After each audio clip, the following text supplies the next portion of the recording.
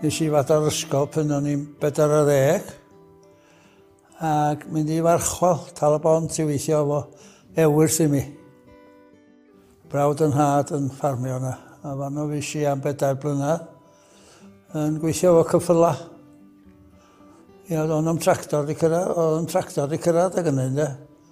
Efo gwedd y ffyla, oedd hi'n troi y cua yna i gyd a bob peth efo cyffyla, de. Oedd na neb yn efo car na'n byd adeg hynny, na fan. A fan o fys i am 4 blynedd, oedd yn mrawd i'r armi, a wedyn nes i adra ac yn parcio i bod ys hynny. Tan roedd y mab, Dewi, i gymryd drosodd pen o'n i'n 70, ia.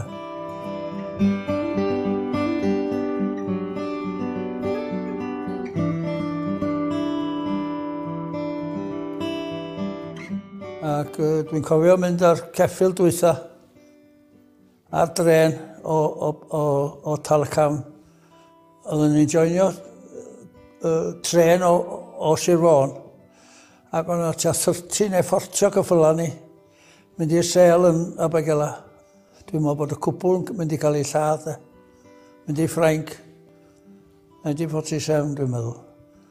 A wedyn pawb yn gwerthu cyffyla yn dod. Oedd yn ddwrnod trist ofnadwy. Ofnadwy gweld yr holl cyffyla yma'n mynd. Ni wedi bod yn gweithio'n galad a dweud y gwir. Ia.